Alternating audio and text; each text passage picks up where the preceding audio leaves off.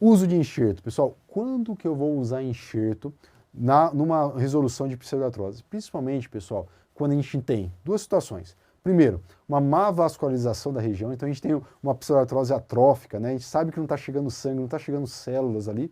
E a segunda situação é quando a gente tem um defeito o quê? Ósseo grande, né? Um defeito importante, que às vezes a gente não consegue nem, com o transporte ósseo, com o fixador, a gente não consegue, vai demorar muito para a gente conseguir corrigir esse defeito, né? Então o enxerto ele também pode ter sua importância. Tá?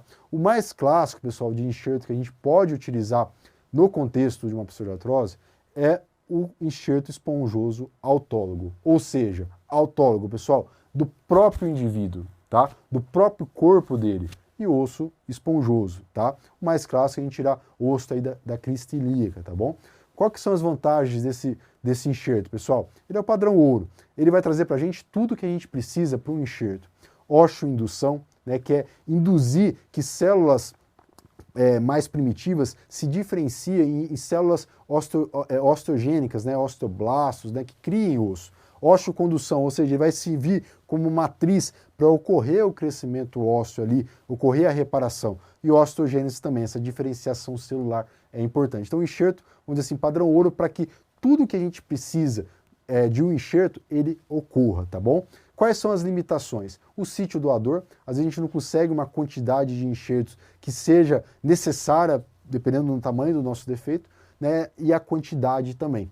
Com relação ao sítio doador, melhor falando aqui, pessoal, é que às vezes você vai tirar, por exemplo, da bacia, e aí você fica com um defeito ali na região, ou fica com uma dor importante pós-operatória, né? Às vezes você pode também ter lesão, eu vou mostrar para vocês, de alguns nervinhos que passam ali na região do sítio doador. Então você tem essa restrição, né? Às vezes também outra região que é doadora é a região do olecranon, mas é uma região muito pequena, né? Que às vezes você não consegue tirar um enxerto uma quantidade bacana, tá? Então a gente tem essas limitações. Falando aí do enxerto esponjoso, a gente tem também aquela limitação da estrutura, né? Ele não é um enxerto estruturado, diferente, por exemplo, do osso cortical, né? Do enxerto cortical, que a gente tem um pouquinho mais de estrutura, mas a gente tem um pouquinho menos dessas propriedades de osteocondução, de osteoindução.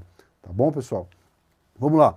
Outro tipo de enxerto é o enxerto homólogo, halógeno. Existem esses termos que são às vezes um pouquinho difíceis e confunde a gente. Pessoal, grave isso. Homólogo, halógeno, são de indivíduos da mesma espécie, tá? Mas não é do próprio indivíduo. Né? Resumindo aqui, é banco de tecido, tá? Qual que é a vantagem dele? Ele preserva o doador. Você não precisa tirar de uma outra região, você melhora a morbidade ali do pós-operatório.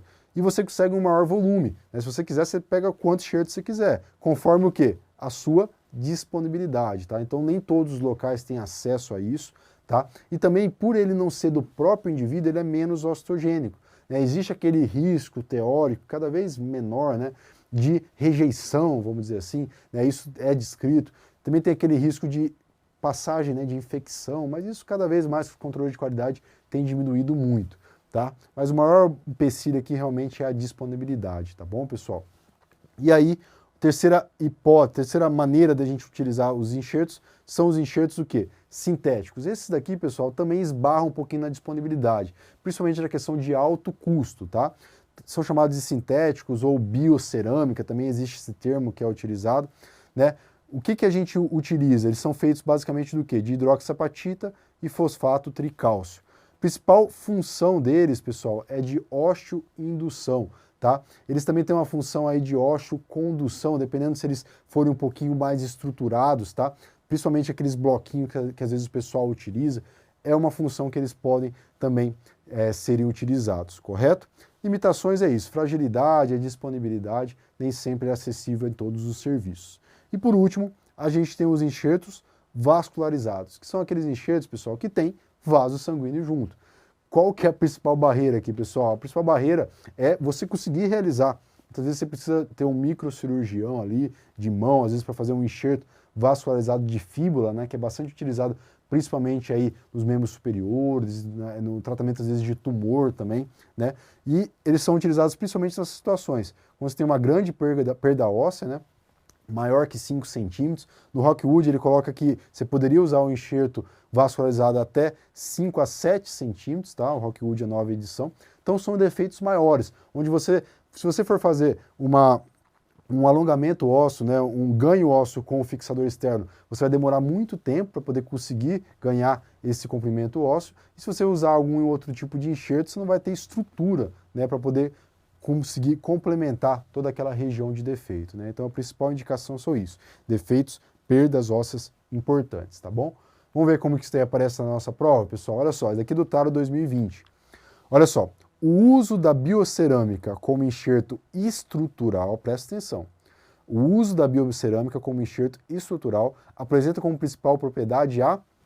Lembra que eu falei para vocês, pessoal, o enxerto sintético, o enxerto de biocerâmica, né, a principal função dele seria osteoindução, né, para ele induzir, vamos dizer assim, as células a se diferenciarem ali e ajudar na consolidação. Mas aqui ele fala como enxerto estrutural. Aqui ele está falando como estrutura, né? O próprio nome já fala, como estrutura. Então, aqueles enxertos que às vezes têm alguma estrutura, tem uns bloquinhos que às vezes o pessoal utiliza, né? Então, a principal função como enxerto estrutural é a osteocondução, tá bom? Ele servir de matriz ali para o crescimento das células do próprio paciente, correto?